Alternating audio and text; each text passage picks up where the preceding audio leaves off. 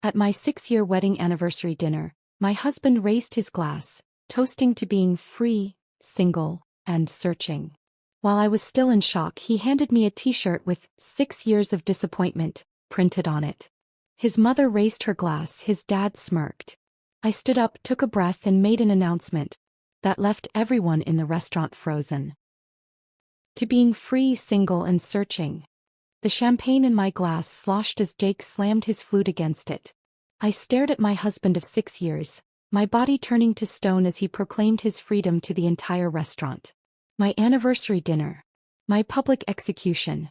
Jake reached under the table and pulled out a gift box with theatrical flair. His mother Barbara's eyes sparkled with cruel anticipation while his father's face twisted into the smirk I'd grown to despise. "Open it, honey," Jake urged, his voice dripping with false sweetness. I had it specially made. My trembling fingers lifted the lid, revealing a folded black t-shirt. As I unfolded it, bold white letters proclaimed, 6 years of disappointment. The restaurant seemed to tilt around me as realization crashed through my body like ice water. This moment, this public humiliation had been the plan all along. Looking back, I should have seen it coming. The cracks in our marriage hadn't appeared overnight, though I'd become adept at ignoring them. Jake had grown increasingly distant over the past year, his late nights at the office multiplying without explanation. Our conversations had dwindled to logistical exchanges about bills and schedules. The spark that had once drawn us together had faded to cold embers. "Working late again?" I'd asked 3 months earlier, watching him adjust his tie in our bedroom mirror. "Big client," he'd mumbled without meeting my eyes. "Don't wait up." I'd noticed the cologne then, not his usual scent but something new. When he returned past midnight, he'd shower before coming to bed, claiming the office was stuffy. I accepted the explanation because the alternative meant acknowledging our marriage was failing. Our intimacy had evaporated. Jake's touches became perfunctory, his kisses quick pecks lacking any real affection. When I initiated, he'd claim exhaustion or stress, rolling away to scroll through his phone with his back to me. The rejection stung, but I buried it beneath excuses about work pressure and bad timing. On Sundays, when we used to spend lazy mornings making breakfast together, Jake started scheduling golf with his father or networking brunches I wasn't invited to attend. The house grew silent in his absence, and I found myself talking aloud just to hear a human voice. "We should plan something special for our anniversary," I'd suggested 6 weeks earlier, attempting to rekindle something between us. "Sure," he'd agreed with surprising enthusiasm. "I'll handle everything. It'll be memorable." The genuine smile that crossed his face should have warned me. Instead, I felt hopeful for the first time in months, believing he wanted to repair what was broken between us. I discovered the truth while doing laundry. Jake usually emptied his pockets, but that day a crumpled receipt fell out when I tossed his pants into the washing machine. I almost threw it away without looking, but something made me smooth it open. It was from a custom t-shirt shop downtown, dated 3 weeks earlier. The description line read, "Black tee, white print. 6 years of disappointment." My stomach clenched as I read it again, not quite processing what it meant. A joke for a friend? A gag gift for someone else? The date on the receipt aligned with the day Jake claimed to have worked late. I felt the foundation of my world shift beneath my feet. Sitting on the laundry room floor surrounded by dirty clothes, I realized my husband was planning to humiliate me on our anniversary. The thought seemed too cruel to be real, yet the evidence sat in my hand, impossible to misinterpret. That night, I studied Jake across the dinner table, wondering how the man I'd pledged my life to could become this stranger planning my public shame. I searched for hints of the person I'd fallen in love with, but his eyes remained distant, occasionally checking his phone hidden beneath the table. "Everything okay?" he asked, noticing my stare. "Perfect," I lied, matching his false smile with one of my own.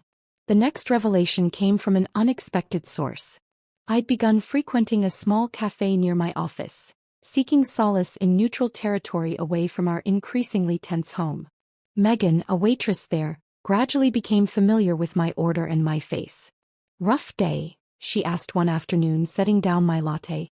"Rough year," I admitted, surprising myself with the honesty. Something in my tone must have resonated with her, because she hesitated before asking, "Your last name wouldn't happen to be Collins, would it?" The question startled me. "It is." "Why?" Megan lowered her voice. I also work weekends at Vincenzo's. Your in-laws are regulars. She paused, seeming to weigh her words. I've overheard conversations about you that didn't seem kind.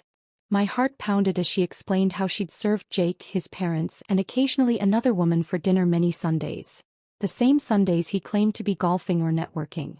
They discussed an anniversary surprise with malicious excitement, specifying it would happen at Vincenzo's, the upscale Italian restaurant his mother adored. I'm not supposed to get involved in customers' business, Megan said, but it sounded cruel. I'd want someone to tell me. I thanked her with tears threatening to spill. As she turned to leave, I asked, the woman with them, can you describe her? Blonde, mid-30s. Designer clothes. She's never there when your husband is, only with your in-laws. Megan hesitated. They call her Diane. Diane. My mother-in-law's personal assistant. The pieces began aligning in a horrifying picture. Instead of confronting Jake, I decided to investigate. Something inside me had hardened, a protective shell forming around the wounded parts of my heart. I deserved to know the full extent of his betrayal before deciding my next steps.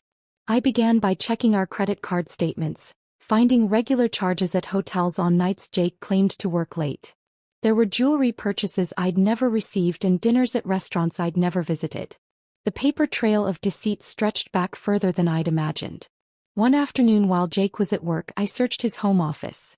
Hidden in the back of his desk drawer, I found a burner phone containing hundreds of text messages between him and someone saved simply as D. The exchanges were intimate and detailed, including plans for their future together, once the anniversary was handled. They discussed me in clinical terms like a problem to be solved.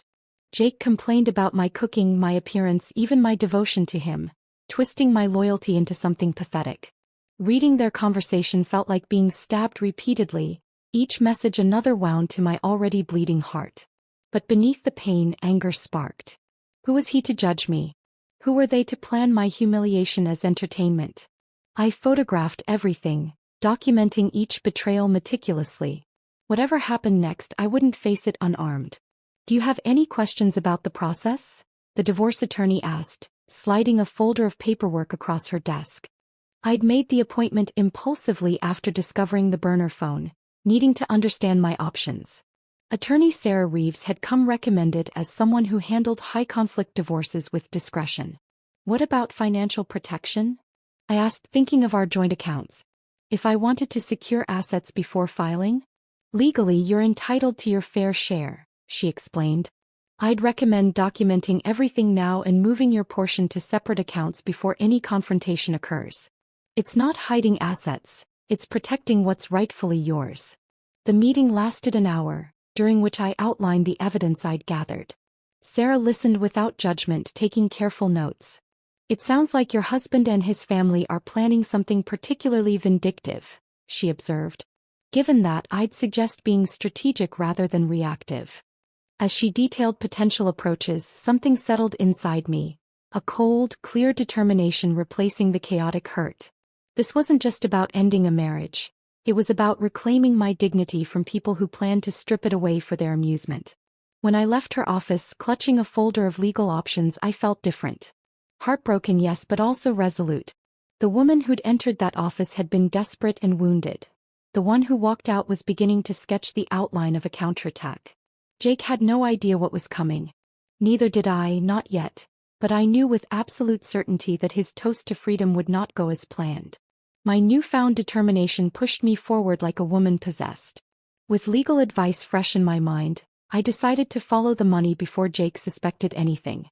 Our checking account showed normal activity, but when I dug deeper into our joint investment portfolio, alarm bells started ringing. Over the past 3 months, Jake had systematically transferred small amounts, not enough to trigger notifications but substantial in total, to a separate account I had no access to. That's odd, I whispered to myself, scrolling through the transaction history. A pattern emerged. $2,000 here, $1,500 there, always just below the notification threshold we'd set up. The transfers began exactly 4 months ago, right around the time Jake's behavior had shifted from merely distant to actively secretive. I called our financial advisor, pretending everything was normal. Mark, Quick question about those recent transfers from our joint portfolio. The ones to Jake's personal account? He mentioned you were saving for a big anniversary surprise. Mark sounded genuinely pleased for us. Didn't want to spoil it by sending statements to your shared email. A chill spread through me. Of course. Just double-checking the numbers. How much has been moved in total? The figure he quoted made my knees buckle. Nearly $80,000. Almost half our liquid savings had been systematically siphoned away. The anniversary surprise wasn't just a humiliating t-shirt. Jake was preparing to leave me financially vulnerable too. I thanked Mark casually and hung up before anger could seep into my voice. That same afternoon, I opened a separate account at a different bank and transferred my personal savings, money I'd inherited from my grandmother, out of our shared account. It wasn't much compared to what Jake had taken, but it gave me breathing room. The search for financial documents led me to the attic, a space I rarely entered. Jake had insisted on storing our important papers there in a filing cabinet he'd inherited from his father.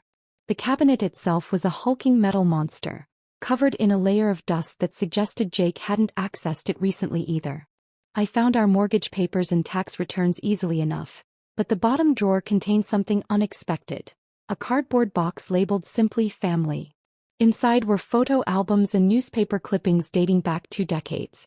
Most featured Jake's parents at various social events, testimonials to their status in our small community. But tucked at the bottom was a smaller album with a tarnished leather cover.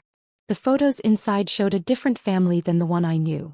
Barbara smiling genuinely, Richard without his perpetual scowl, Jake as a teenager with braces, and beside him in almost every shot, another boy a few years older. I flipped the album over, finding names and dates written in faded ink. Jake and Michael, summer 1998. Michael. Jake had never mentioned a brother. Digging deeper into the box, I found a newspaper clipping with the headline, "Local Student Wins Full Scholarship to Princeton." The grainy photo showed a serious young man with Jake's jawline but different eyes. Kinder somehow. The article identified him as Michael Collins, son of Richard and Barbara, graduating valedictorian. Another clipping, dated 3 years later, mentioned rising financial star Michael Collins, joining a prestigious firm in New York. Then nothing, as if he'd been erased from the family record. I sat back on my heels, dust motes dancing in the attic's dim light. 6 years of marriage and Jake had never once mentioned having a brother. What else had been hidden from me? You didn't know about Michael? Mrs. Porter's eyebrows shot up nearly to her hairline. Our neighbor was in her 70s and had lived next door to the Collins family for decades. If anyone knew their secrets, it would be her. I'd brought her a homemade pie as pretense for my questions, claiming I was putting together a family photo album for our anniversary. Jake mentioned a brother once but never elaborated. I lied smoothly. I thought it might be nice to include some childhood photos of them together. Mrs. Porter's living room smelled of lavender and old books. She set down her teacup with a clatter. Well, I'm not one to gossip, but that family did that boy wrong. Michael was the smart one. Kind too. Richard had his life all planned out. Ivy League education, then join the family business. But Michael wanted to make his own path. According to Mrs. Porter, the final break came after Michael discovered questionable accounting in his father's business and threatened to report it unless changes were made. He was cut off completely, name never spoken again in the family home. And Jake? I prompted. Were they close? Thick as thieves growing up. But Jake always needed his parents' approval more than Michael did. She leaned forward, lowering her voice. After Michael left, Richard and Barbara focused all their attention on shaping Jake. Told him what to study, where to work, even who to date. My stomach clenched. Who to date? Mrs. Porter patted my hand sympathetically. They never thought anyone was good enough for their remaining son. When Jake brought you home, Barbara spent weeks telling everyone you were temporary. Even your wedding. Remember how they insisted on changing your colors from blue to burgundy? Barbara told my daughter it was because blue wasn't sophisticated enough for Collins family photos.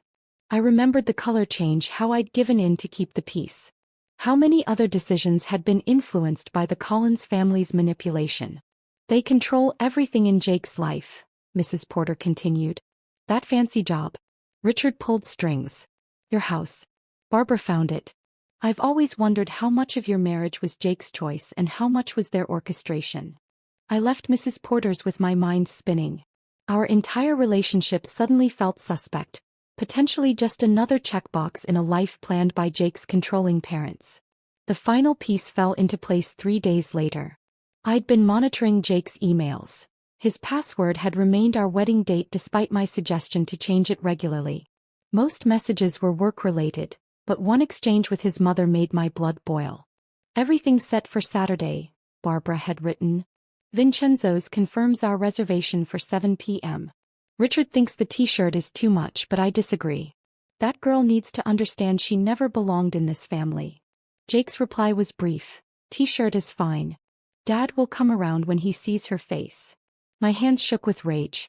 Not only had Barbara orchestrated my public humiliation, but she'd been the one to push for the t-shirt, and Jake had eagerly agreed. A follow-up email included a receipt from Barbara's credit card, payment for the custom shirt I'd discovered earlier, plus a reservation deposit at Vincenzo's. She'd even specified a corner table, for maximum visibility, according to her note. I'd spent 6 years trying to please these people, believing their coldness was just their nature. Now I understood the truth. They had never intended to accept me. I wasn't just fighting a failing marriage. I was up against an entire family system designed to control and ultimately discard me. In that moment, the last of my tears dried up. In their place grew something harder, more resolute. If the Collins family wanted war, I would give them one. But I needed an ally. Someone who understood their tactics from the inside. I needed to find Michael Collins. Finding Michael Collins proved easier than I expected. A simple LinkedIn search revealed he worked as a financial consultant in Boston, just 3 hours from our suburb. His profile picture showed a man with Jake's jawline but gentler eyes, dressed in a crisp suit that couldn't quite hide a rebellious edge. No mention of family appeared in his biography, just academic credentials and professional accomplishments. I sent him a message that evening, deliberately vague. "My name is Emma Collins. I'm married to Jake. There are things about your family I believe we should discuss. Would you be willing to meet?" His response came the next morning, just 4 words. "Cornerstone Cafe. Sunday. Noon." The drive to Boston gave me too much time to doubt myself. What if Michael was worse than his family? What if this was a trap? By the time I pulled into the parking lot of the small cafe on the outskirts of the city, my hands were trembling. I spotted him immediately. Michael sat at a corner table, angled to watch both the door and street, a posture that spoke of habitual vigilance. He stood when our eyes met, uncertainty flickering across his face. Up close, the resemblance to Jake was stronger yet somehow more distant, like looking at what Jake might have become in a kinder universe. "Emma," he said, offering a hand rather than a hug. "You look nothing like the wedding photo they keep on the mantle." "They still have our wedding photo displayed?" I couldn't hide my surprise. A ghost of a smile touched his lips. "Barbara points to it whenever she mentions you. Usually while saying something like, 'She was the best Jake could do.'" The casual cruelty shouldn't have shocked me anymore, but it still stung. "You visit them?" "Christmas, every 3 years. Michael gestured toward the chair opposite him. "Enough for appearances, not enough for genuine connection. They accept it because acknowledging my complete absence would raise questions in their social circle." I sat, ordering coffee when the waitress approached. Michael waited until she left before leaning forward. "So, what disaster prompted this meeting?" Jake finally showed his true colors. The directness caught me off guard. I'd planned to ease into the conversation, but Michael's bluntness demanded equal honesty. "He's planning to humiliate me at our anniversary dinner next weekend. Public toast to being free, followed by a t-shirt proclaiming our marriage a disappointment." I kept my voice steady. "I found out he's been moving money out of our accounts. Your mother helped plan the whole thing." Michael's expression didn't change, but something hardened behind his eyes. "Sounds about right. Dramatic public scenes are Barbara's specialty." He studied me. "Most people would just file for divorce and leave.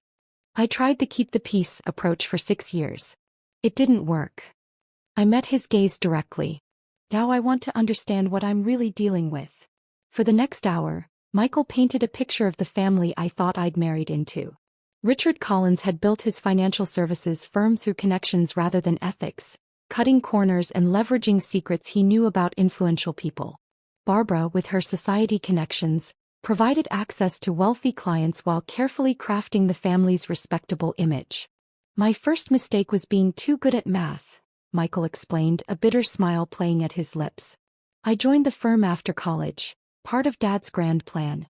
3 months in, I noticed discrepancies in certain client accounts. Small percentages skimmed systematically over years.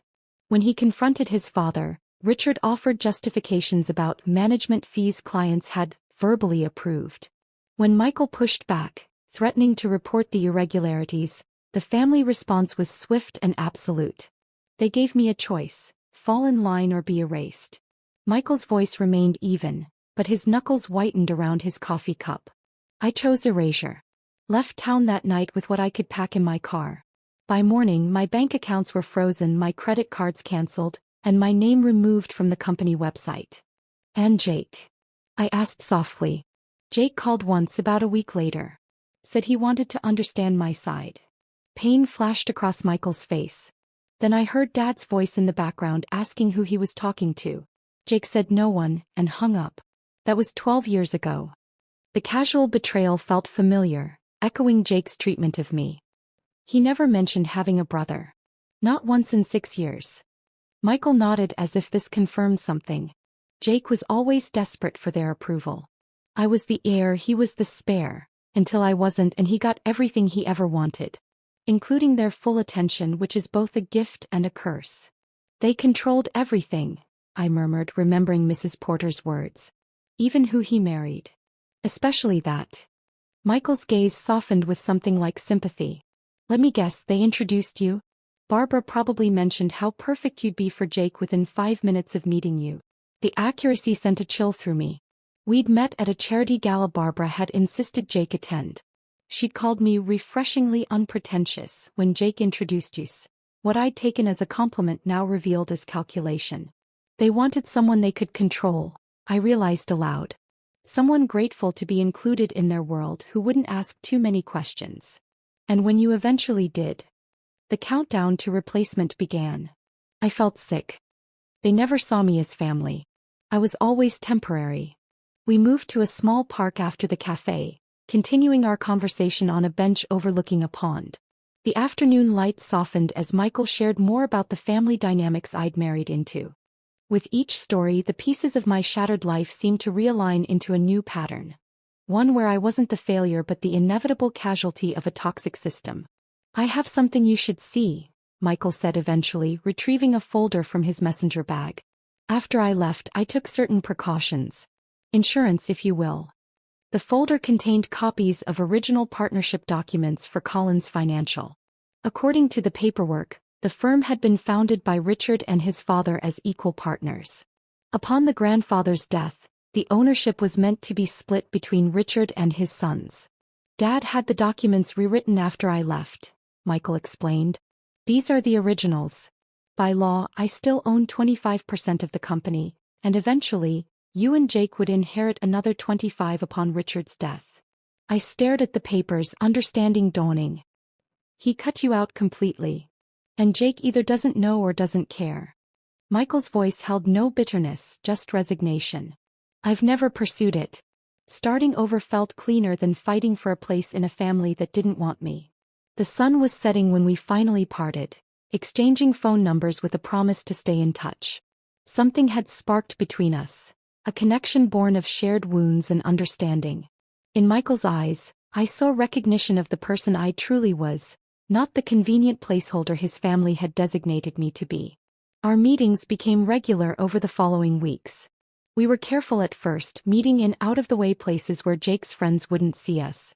I told Jake I'd joined a book club to explain my absences, a lie he accepted without interest. Michael showed me how to protect myself financially, helping me secure my remaining assets. I shared details of the upcoming anniversary ambush, watching his expression darken with each new revelation. The attraction that grew between us wasn't planned. It began with simple things, his hand steadying my elbow, our fingers brushing when passing coffee, lingering eye contact that made my heart race.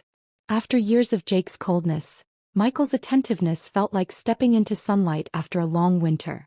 The night everything changed, we'd been reviewing financial documents in Michael's apartment.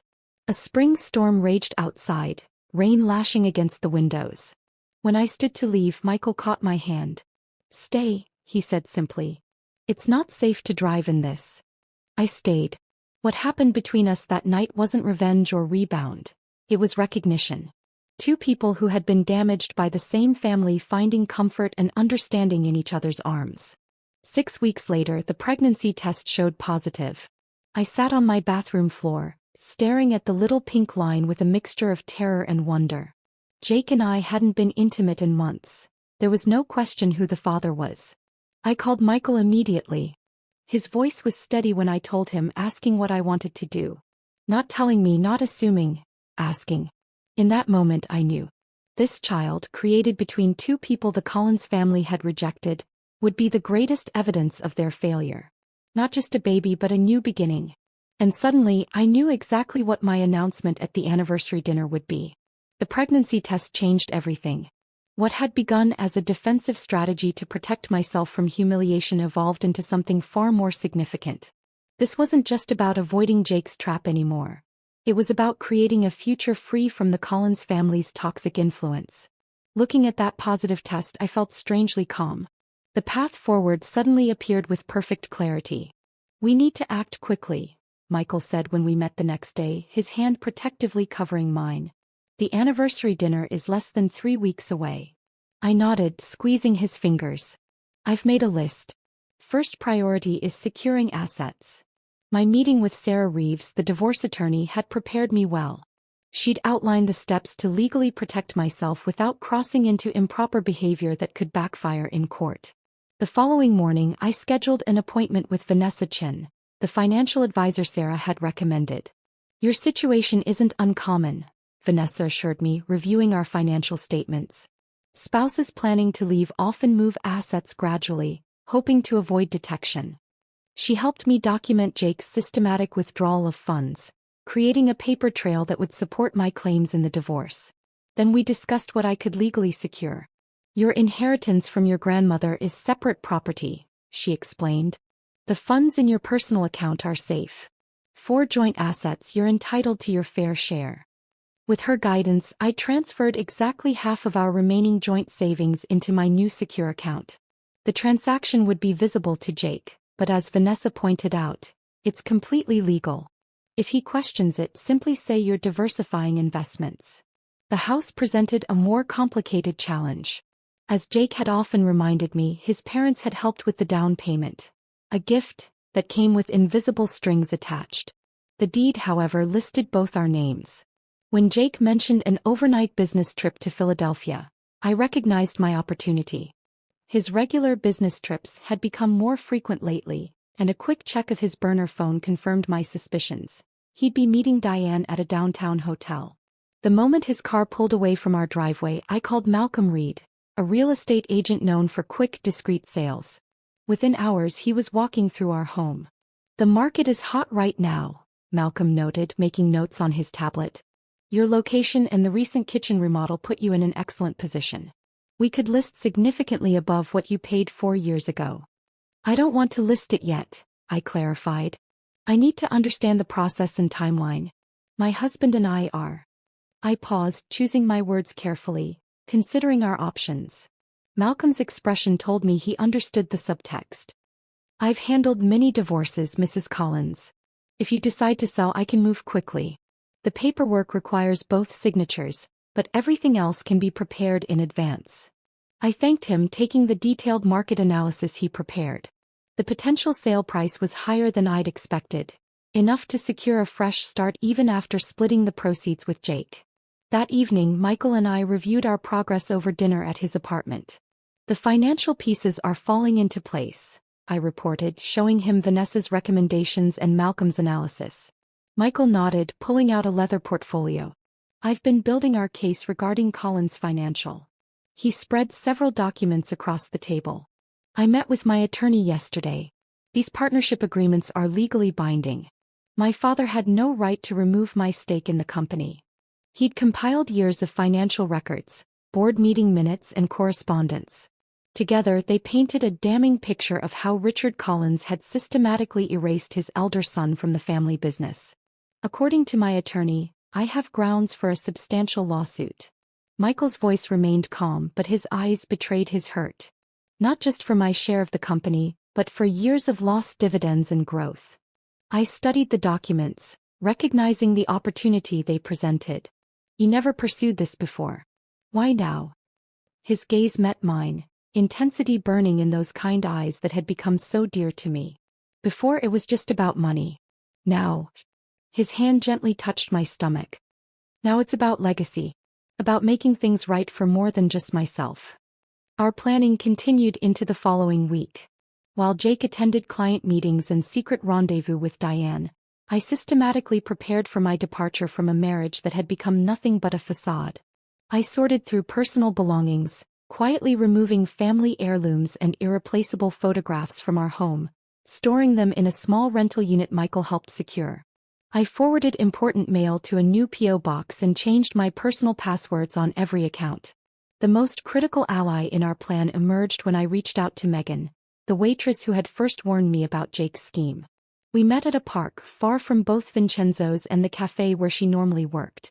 Her expression was concerned as I outlined what I'd discovered since our last conversation. "They're horrible people," she murmured, shaking her head.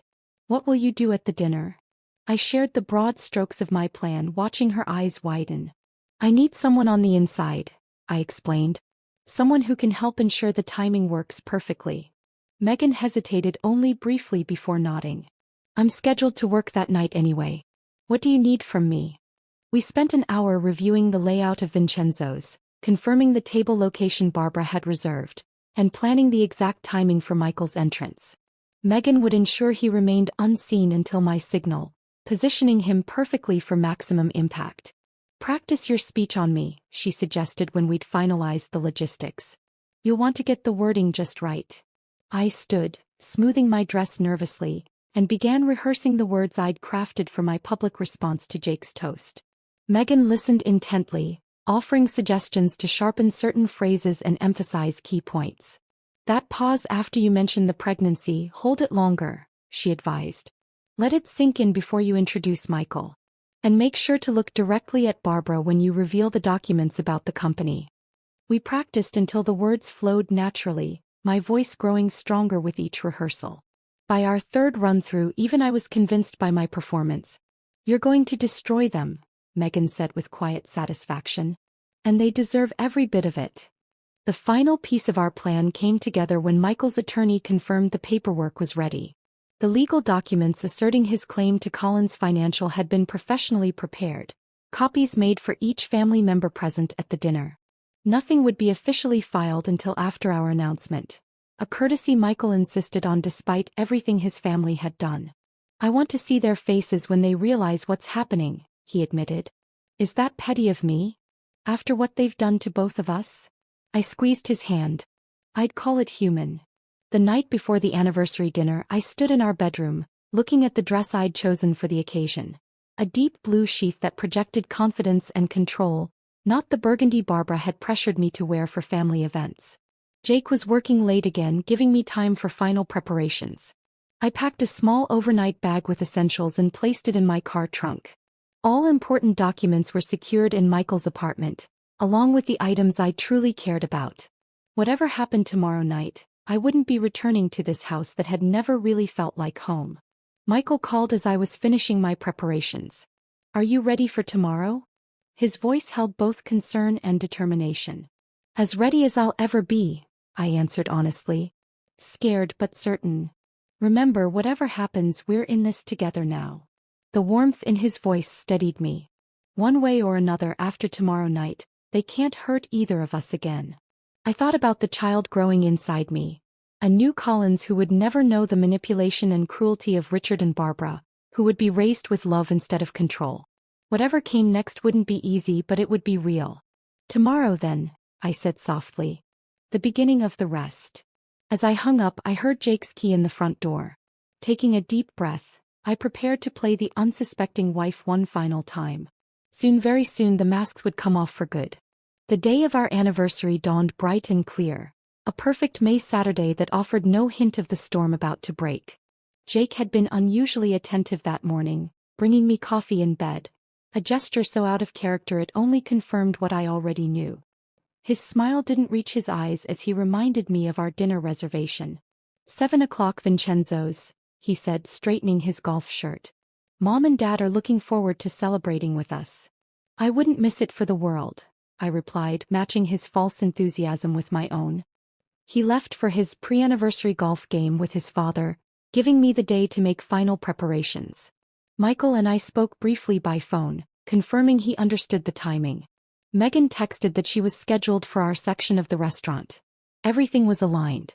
At 6:30 I stood before the mirror in our bedroom, smoothing the fabric of my blue dress. My hands trembled slightly as I fastened my grandmother's pearl earrings, the only family heirloom I truly valued. The woman staring back at me looked calm, composed, even beautiful in a way that had nothing to do with makeup or clothing. It was the serenity of absolute certainty. Jake was waiting downstairs, dressed in the charcoal suit I'd once told him was my favorite. Another calculated detail in his performance. "You look nice," he said, his tone suggesting mild surprise. "Thank you. It's a special occasion after all." I smiled, picking up my purse. Inside was everything I needed for tonight. Copies of the financial records, the partnership documents, and a small velvet box Michael had given me yesterday. The drive to Vincenzo's passed in silence, broken only by Jake's occasional comment about traffic or weather. I noticed his knuckles whitening on the steering wheel as we approached the restaurant, his only visible sign of anticipation. Richard and Barbara were already seated at the corner table when we arrived, exactly as Megan had predicted.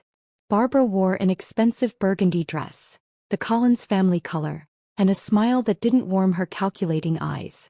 Richard stood to greet us, his handshake firm and impersonal as always.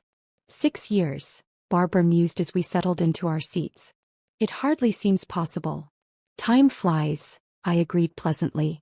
So much has happened since the wedding. Jake signaled for champagne immediately, his knee bouncing nervously under the table. I caught Megan's eye as she approached with menus, her subtle nod confirming everything was set. The first course arrived in a haze of forced conversation. Barbara dominated the table with stories about their recent country club events, while Richard occasionally interjected with comments about the market. Jake kept checking his watch, his attention clearly fixed on some predetermined moment. "Do you remember our wedding toast, Jake?" I asked innocently during a lull. "Your father said something about how marriage was the foundation of legacy." Richard's chest puffed slightly at the mention. "Family is everything. The Collins name stands for something in this town." "Indeed it does," I murmured, thinking of all I'd learned about what exactly that name stood for. The main course had just been cleared when Jake finally set his plan in motion. He glanced at his father, receiving a slight nod, then tapped his knife against his champagne flute. The sharp ding drew attention from nearby tables, exactly as they'd intended. "I'd like to make a toast," Jake announced, his voice carrying through the restaurant's hushed atmosphere. He stood, glass raised, eyes gleaming with malicious triumph. "To 6 years of marriage." He paused, looking down at me with a smirk. "And to being free, single, and searching." The words hung in the air like poison. Several diners turned to stare, exactly as Barbara had planned with her strategic table selection. Jake reached under his chair and produced a gift box, placing it before me with theatrical flair. "A little anniversary present," he said loudly. "Custom made." Barbara leaned forward eagerly as I opened the box with steady hands. The black t-shirt with its white lettering, 6 years of disappointment, lay folded inside. Richard smirked while Barbara actually chuckled, her eyes darting to nearby tables to ensure they were watching my humiliation. In that moment, with the weight of their cruelty pressing down on me, a strange calm settled over my entire being. This pathetic display, this childish attempt to break me, it suddenly seemed so small compared to the life growing inside me and the future I was about to claim. I stood, smiling genuinely for the first time that evening. The unexpectedness of my reaction caused Jake's smirk to falter.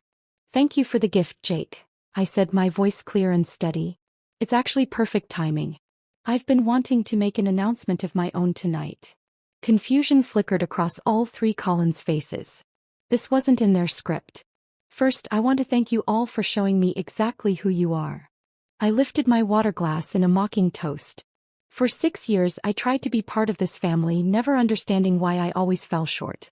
Tonight's performance finally makes everything crystal clear. Jake's expression morphed from confusion to anger. Sit down, Emma. You're embarrassing yourself. No, Jake. For once, I'm not the one who should be embarrassed.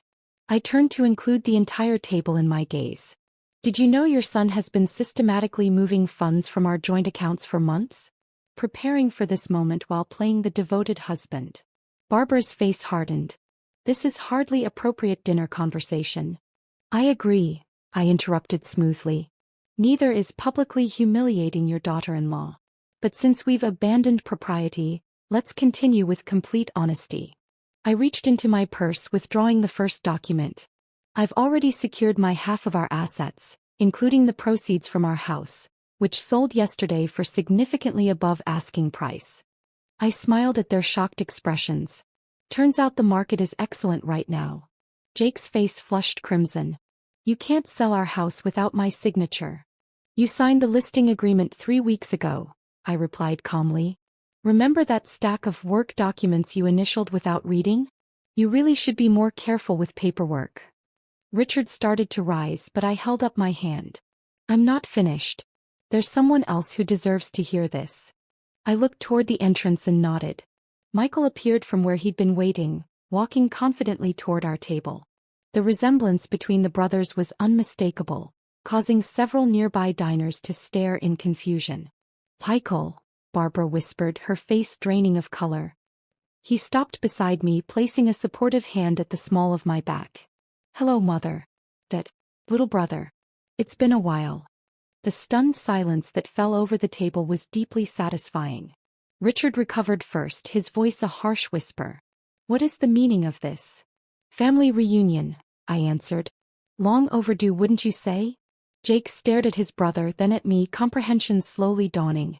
You and him? You've been getting to know each other, I finished. Comparing notes on the Collins family dynamics. It's been quite illuminating. Michael placed a folder on the table. These are copies of the original partnership agreements for Collins Financial. As you can see, I still legally own 25% of the company, despite father's creative accounting suggesting otherwise. Richard's face contorted with rage. You have no proof. We have every proof, Michael countered calmly. Bank records, original documents, witness statements. My attorney has prepared everything for filing first thing Monday morning. I placed my hand protectively over my still flat stomach, delivering the final blow. And one more announcement before we go. I'm pregnant. The words hung in the air as I let them absorb the implication. Michael and I are expecting a child. A Collins heir who will never know the manipulation and cruelty you three consider love. The restaurant had fallen completely silent. At nearby tables, diners sat frozen, forks suspended midway to mouths, all pretense of not listening abandoned. Barbara found her voice first, hissing, You planned this entire charade to humiliate us. No, Barbara. You planned a charade to humiliate me. I simply refused to play the victim. I picked up the t-shirt from its box. You should keep this. It suits your family better than it does me. I placed the shirt in front of her, then reached for Michael's hand. Goodbye, Jake. I'll have my lawyer contact you regarding the divorce.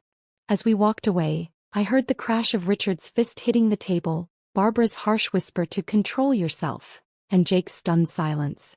We passed Megan, who gave me a subtle thumbs up from behind her serving tray. Outside, the evening air felt clean and new against my skin. Michael squeezed my hand as we walked toward his car. Are you okay? He asked softly. I took a deep breath, feeling the weight of 6 years lifting from my shoulders. Behind us, the restaurant door banged open as Jake stormed out, stopping short when he saw us together. This isn't over, he called, his voice breaking slightly. I turned back one last time, meeting his gaze steadily. You're right about one thing, Jake. I am free now. I smiled, genuine and unforced. And that's worth celebrating. Hand in hand with Michael, I walked away from the Collins family and their toxic legacy, toward something real, something honest, something that finally felt like home.